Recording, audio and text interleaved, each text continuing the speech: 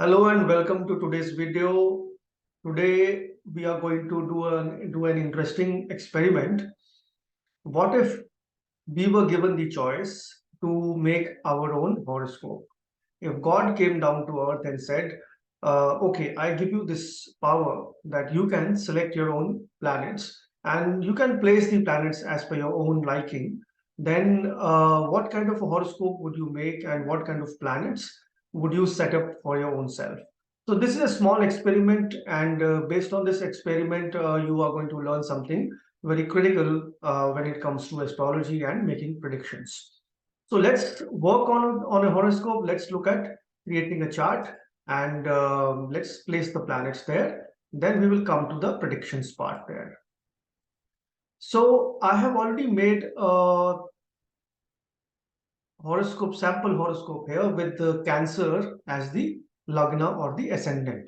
So let's imagine that a person is born with this Cancer ascendant, and these are all the rashis 5, 6, 7. These are all the different zodiac signs that are placed here.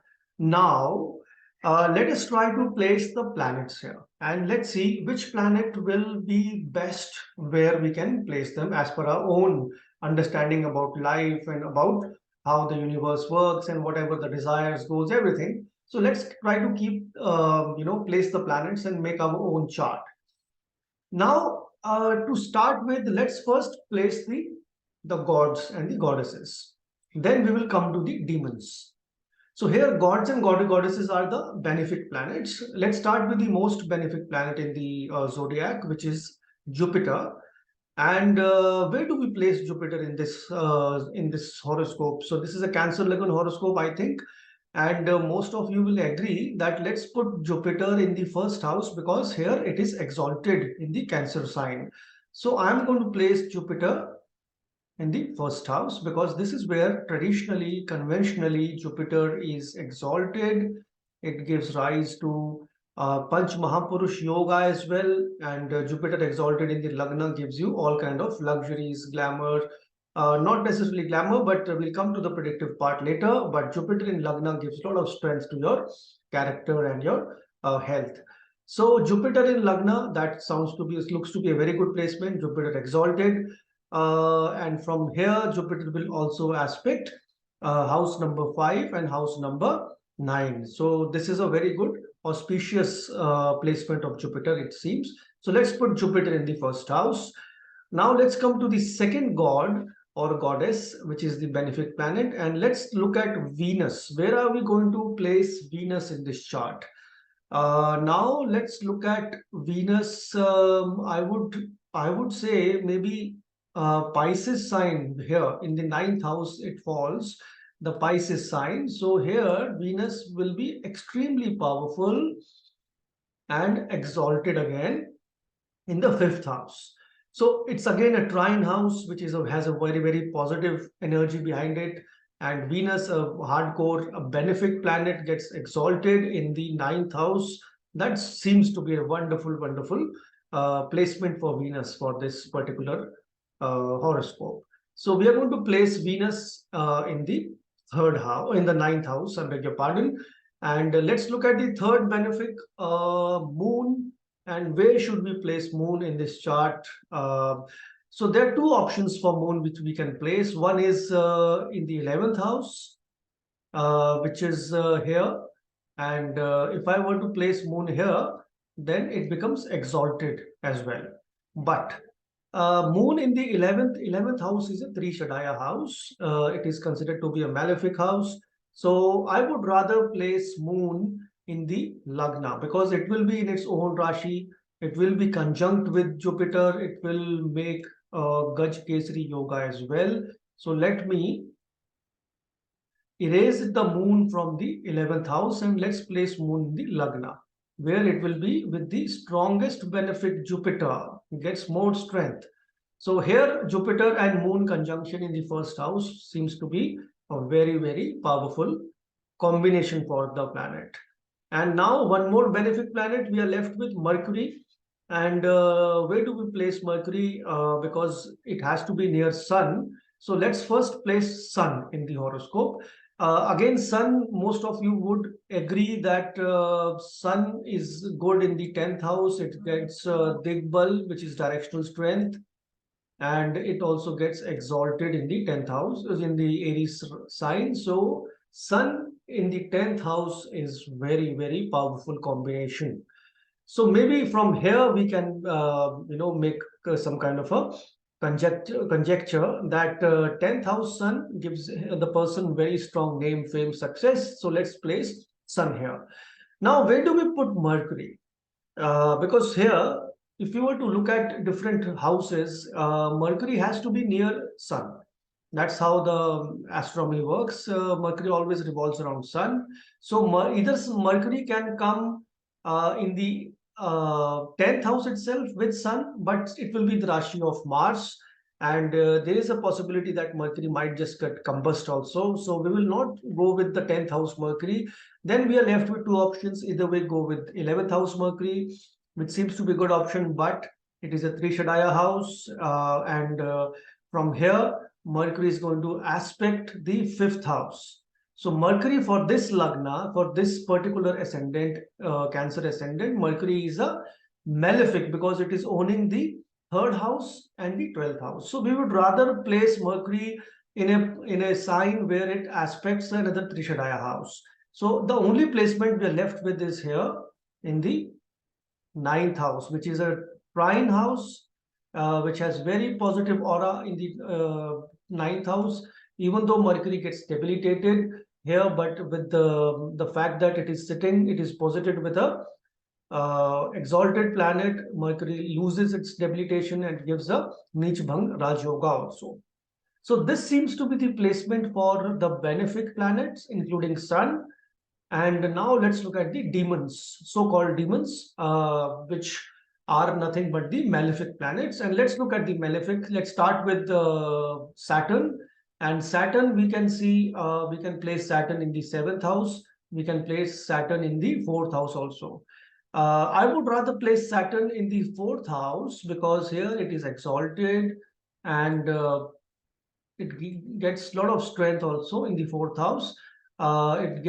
It aspects the career house from here. So that is why Saturn exalted in the 4th house can give us very good results. It seems like we are trying to make an ideal horoscope. What should be an ideal horoscope? So that's why we are doing this exercise. If I were to place Saturn in the 8th house, because this is where the Moon Trikon Rashi of Saturn falls, but then we are going in the 8th house, which is house of obstacles and pain. So we don't really want to place planets in the 8th house as such, if it is an ideal horoscope. Ideally, ideal horoscope should have planets in the Kendra and Trikon, in the trines.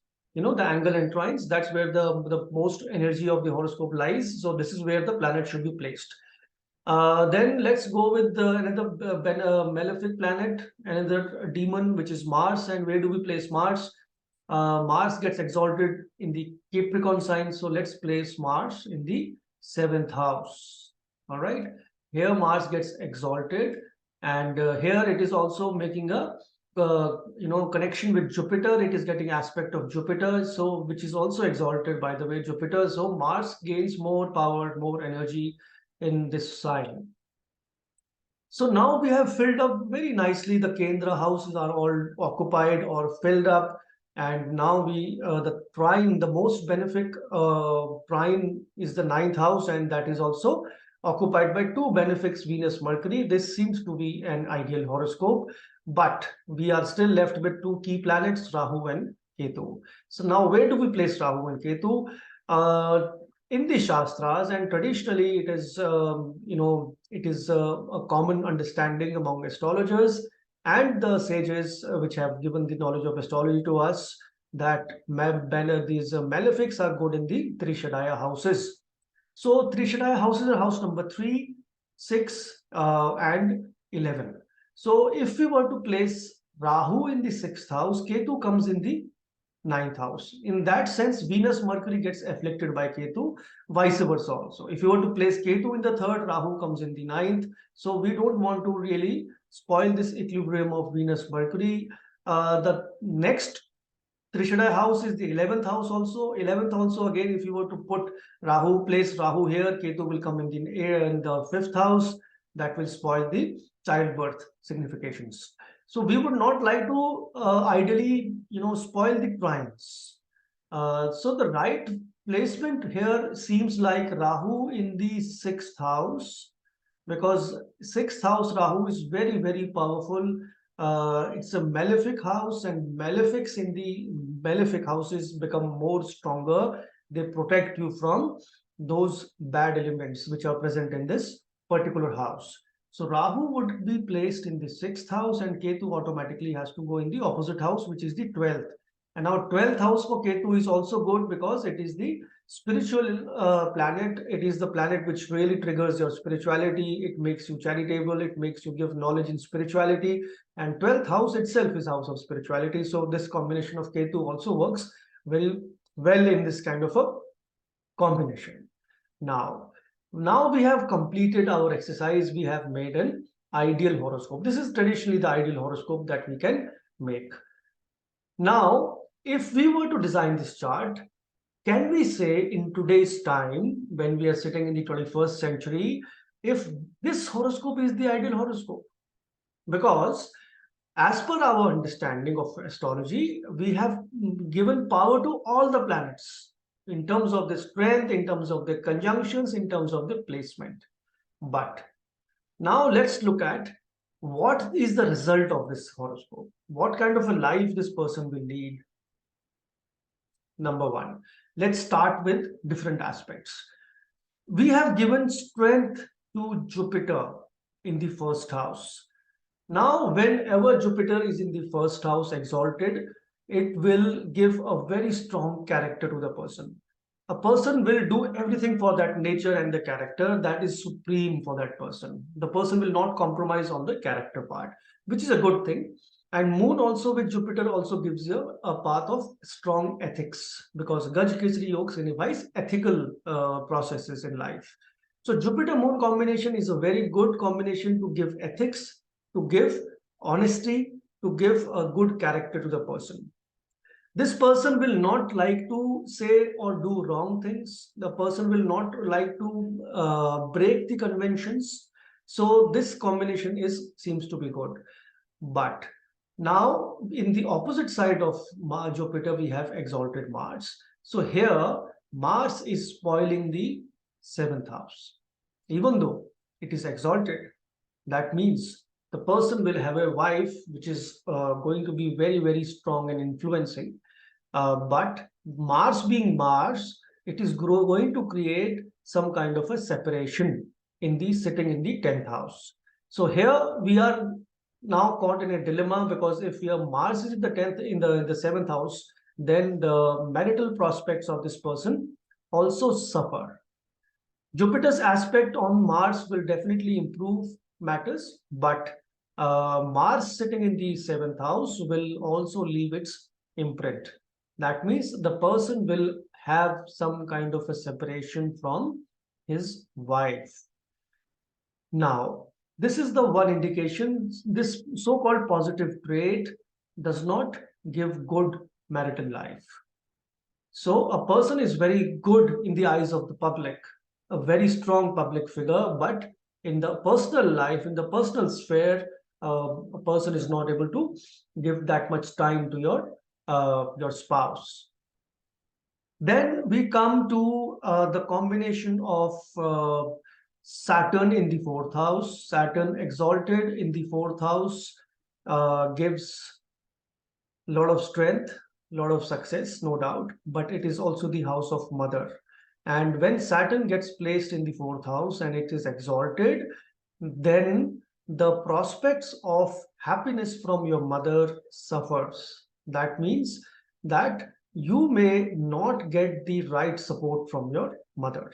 And it is also not a good combination for your internal happiness. It means the peace of mind is not there in your life when Saturn comes in the 4th house.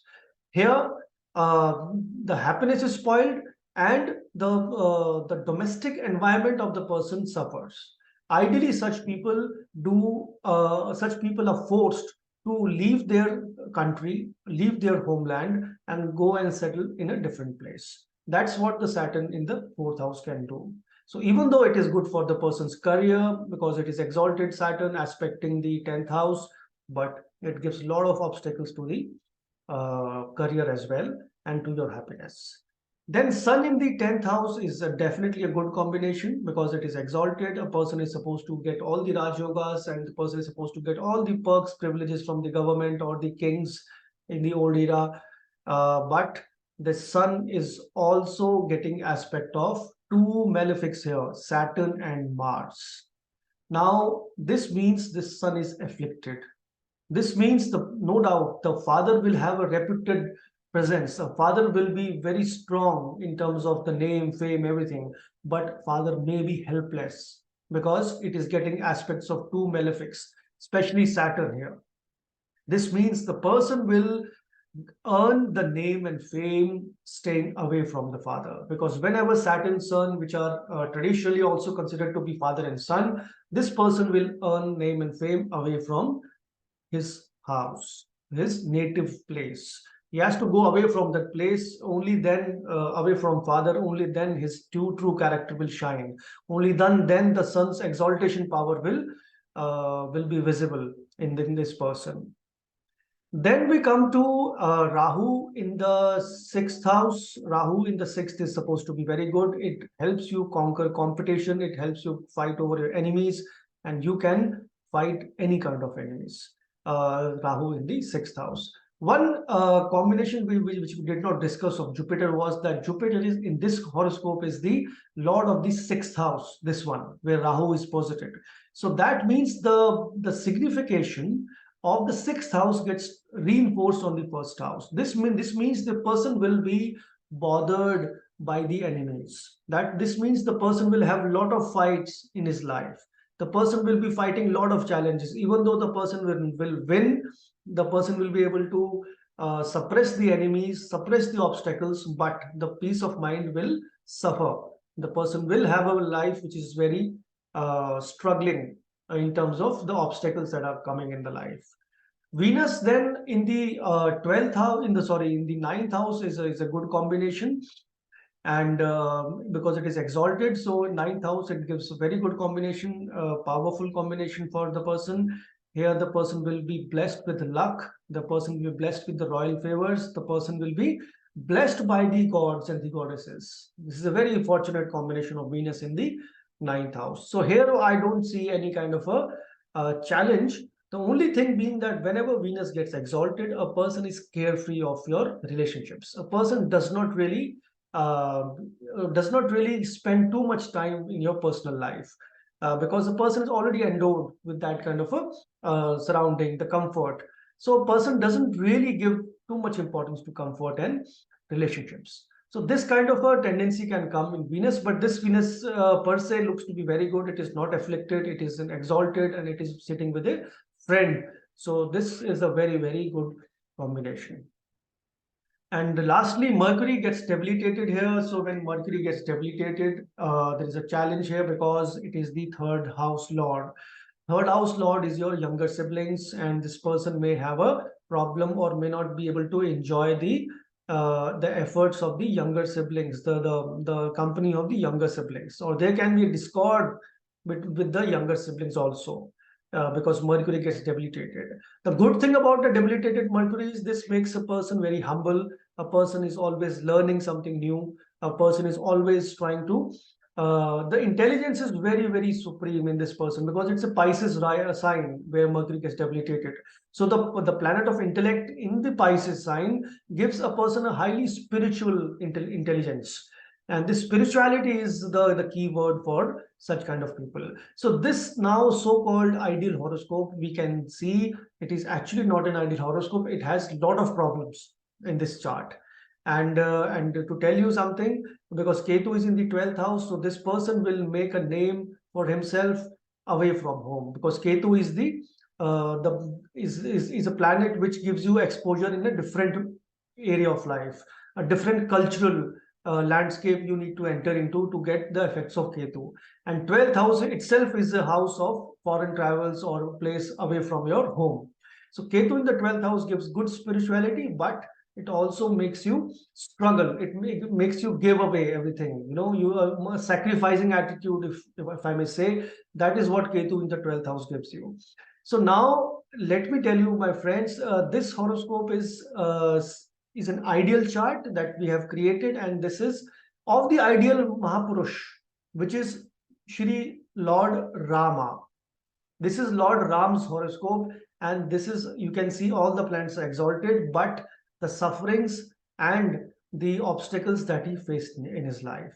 So whatever we discussed, we have seen the good part of Lord Rama in terms of the character, in terms of the moral values, in terms of his sacrificing challenges. Mars exalted, yes, he was a state-of-the-art warrior. He knew all the tricks, all the techniques to win a war, but in an ethical way, ethical manner. Rahu in the sixth gives him a fighting capability. He can suppress any kind of an enemy, any kind of a demon. And when Ravan actually started provoking Lord Rama, so that's when Lord Rama found a purpose in his life to rescue his wife, goddess Sita, from the power of Ravan. So you can see now Mars in the seventh house has created that kind of a challenge. The person is not able to stay with his wife. It's a separative tendency. And back in those days, in the pre-Vedic times, Mars in the seventh house, because that time there was no divorce. So the Mars in the seventh house can give you separation. And this is one example of separation. And he did earn his name and fame away from his house. Saturn in the fourth house, the curse of the mother, where the person has to suffer because of the curse of the mother, and father is helpless here in this case. He had no choice but to allow his son to go to the exile, to the Vanvas. So now you can see from this example that whatever we were thinking, whatever we were thinking of what is an ideal horoscope, there's no ideal horoscope, my friends. It's just that the planets, wherever they are placed, they have to be utilized properly. We need to make the right choices. We need to be in the right areas of life. Then the planets start working. And even though we saw Mercury debilitated in Lord Rama's case, but the debilitated Mercury, I would say it is very, very good. It's going to give you good results. So in your life, don't worry if you have any kind of a horoscope, whether they are placed in the kendras, in the trikonas, or anywhere in the horoscope. It's a perfect horoscope. The only thing is you need to understand those planets. You need to work as per those planets. And once you understand the nature of the planets and everything, then you can use your free will decision making in the right manner. I hope you enjoyed the videos today. Thank you so much for watching.